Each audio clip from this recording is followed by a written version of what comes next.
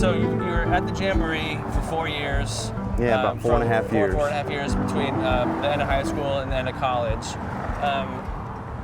In that formative time, you had to have learned just an immense amount of lessons and life skills and all that, and it must have set the course for you creatively as you had some upward trajectory, some upward momentum. Do you have any? Does anything like come to your mind that that was key to you moving forward? All kinds of things. I think it's really right and fair to call it an education. Yeah. A hands-on. Yeah. Right, experiential. Charting. Yeah. They used the Nashville number system, and it made sense to me because what I had learned even in the basement playing with records, with vinyl records all those years was, okay, that CFG progression, if I move it to the key, because I would want to sing those songs too, but right. my voice wasn't always in the same key as the record. Right. So like, well, if I move that to E, then that's E, A, and B. Right. Or if it's B, right? Well, that was the whole world here because singers would come in. We would rehearse the show at 3 in the afternoon, and at 7:30 you're on the air performing those songs that you rehearsed at 3:30 in the afternoon. So it taught you to perform under pressure. Again, when that red light comes on, man, it's like, don't screw this, don't screw this up. And charting, just arrangements like how busy you play, right. How simple you play. That was amazing. Then there's the whole performance education of playing in front of 2,500 people. Yeah. You know? And in those days, here's the thing, in country music, the Jamboree and WSM, the Grand Ole Opry, which everybody knows the Grand Ole Opry, but not everybody knows the WWA Jamboree, which is no longer happening, right. by the way, sadly. WSM's signal was more in the south, although you could pick it up here. I listened to it. But WWA beamed north. Okay. So when I toured with Doc Williams that summer, we were playing Vermont, we were playing Connecticut, we were playing Nova Scotia. That's and his age people fully knew who he was. Right. He was a star because in those days, radio, right, was the medium. Right. So my point is, when I was here, there were buses from Canada, there were buses from all over. This place was packed just about every week. Yeah. And a name star coming in. Yeah. So I would sit on the side of the stage every single week and study what gear the players were using, how they just handled themselves. What does this singer do versus what that singer did? There's something to learn there. So it was like a massive training ground and crazy fun at the same time. I bet. With ridiculous characters, crazy. I'm sure you saw all kinds. Well, I'll share this story with you real quick. There was a guy named Mac Vickery. One of the guys in the band called him Mac Wackery. But he had a bunch of country hits. He wrote big country hits, George Strait, Tanya Tucker, a lot of people. One of his hits was called "I'm the Only Hell My Mama Ever Raised." Isn't that a great title? That's awesome. So he was kind of an Elvis-y kind of performer. Well, one night they're about to introduce him. He comes out to me. I'm sitting at the piano. The stage curtain wings. He comes out and says, "Hey, I want to open with Easter Parade." I'm like, "What? Now we've already rehearsed his segment." It's like, "No, I'm going to tell the guys I'm going to open with Easter Parade." I'm like, "You mean put on your Easter bonnet with the?" He's like, "Yeah, that one." I'm like, "What?" So he comes out, they introduce him like within a minute or two. "Ladies and gentlemen, Mac Vickery." And he comes out and he says, "Hey, piano player, give me an E." So I go, "Bling." That don't move me, give me a G. Bling. Put on your Easter bonnet. I'm like, And that may have been one of the milder stories. Oh, he had tearaway pants. So at one point in the show, he stands up on the piano bench over top of me, wildly inappropriate, and pulls away his tearaway leather pants. Mac Vickery, Mac Wackery. God rest his soul. So that's when you started wearing your tearaway pants. That's why I, to this day, yeah. Maybe later we can see them. I will be glad to don those for this production. About halfway through my tenure here, the all-night DJ, who had a really popular show with truckers. A lot of the all-night country music radio shows, right, catered to truckers because they were the audience. Yeah. So my boss, Jerry Brightman, is that audio okay? A little loud. A little loud. So they decided to do a road show around this all-night show. Okay. So they come to me and say, hey, would you want to do? Of course. I'm like, yes. You know? Yeah. Let's do it. You're going on the road. I was like, never mind. Well, how much are you going to get paid? Doesn't matter. Doesn't matter. Like, let's do it. Yeah. We did, I just looked at the itinerary recently. I found it. I can get you the itinerary. Yeah, that'd be great. I think we did 29 shows in like 31 days. Wow. In different towns. Yeah. And I learned a lot about the road then. We were the teardown crew. We set up, the whole the stage was the back end of a truck. Oh, wow. A big, like a flatbed? tractor trailer. Yeah, flatbed. Yeah. The PA was stored on there, the instruments were on there, so we set up the truck, which was a lot of work. Yeah.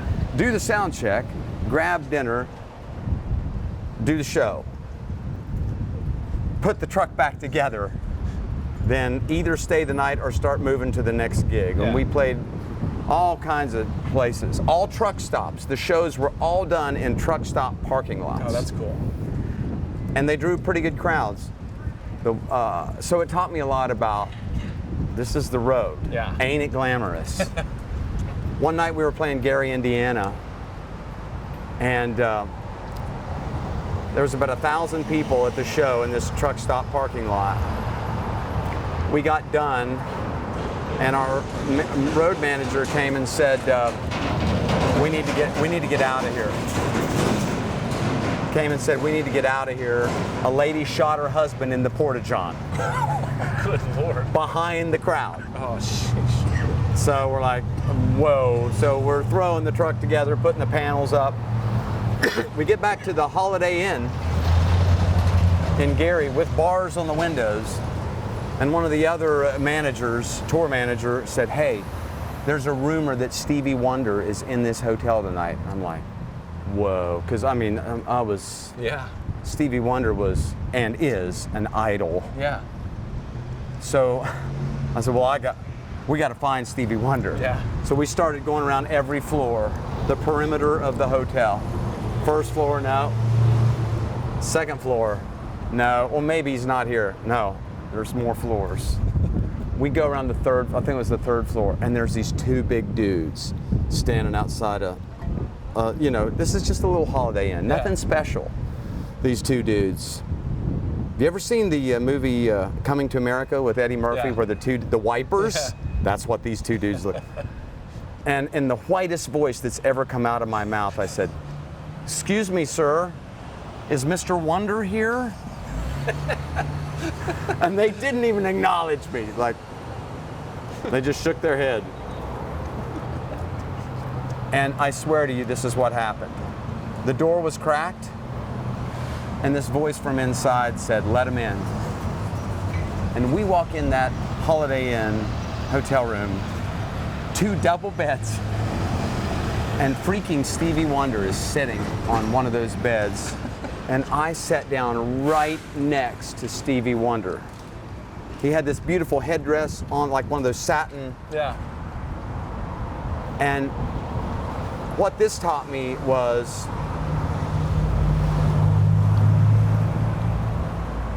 here's one of the biggest stars in the world to this day. Yeah. and he was one of the kindest people I'd ever met. And you know, if somebody has power or celebrity, you can feel it. Yeah. Like they're like, He was the opposite. Yeah. In fact, he starts the conversation. He wants to know about us. He says, so what are you guys doing? And I said, we're a country band.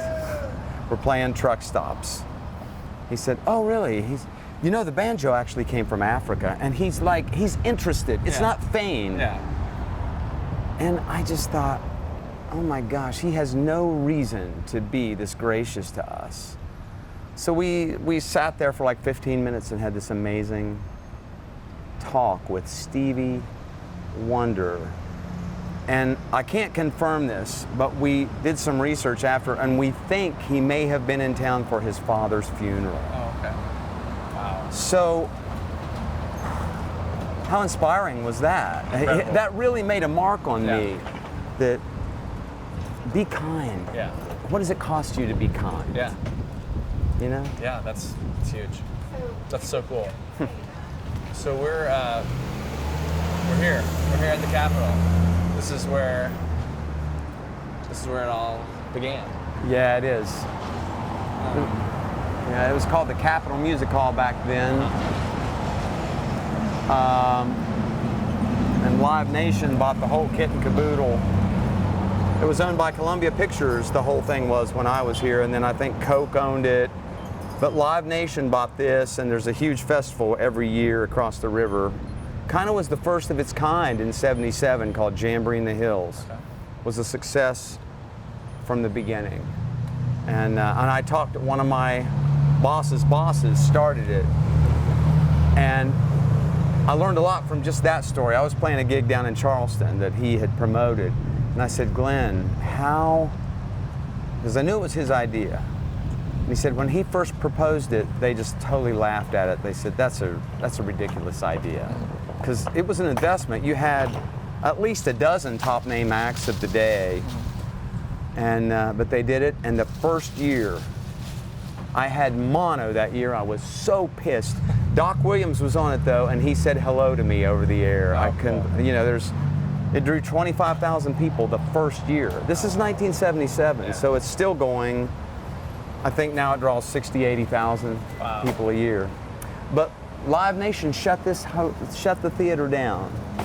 I guess it wasn't doing great then. And it sat here empty. It sat here empty for like 2 years. And I remember hearing about it, and it broke my heart. Yeah. I just thought, the legacy that's in this place. Yeah.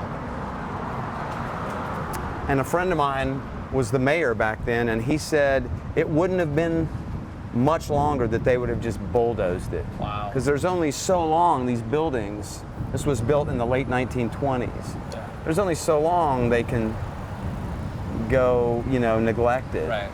But he negotiated the deal. Andy McKenzie negotiated the deal. He was mayor at the time. And, you know, I've lived in Nashville for many years, and it's unthinkable now that there was actually on the table at one point the idea to bulldoze the Ryman Auditorium. It's crazy. One of the greatest venues in the world. So I'm a big fan of that kind of vision that says, well, hold on a minute.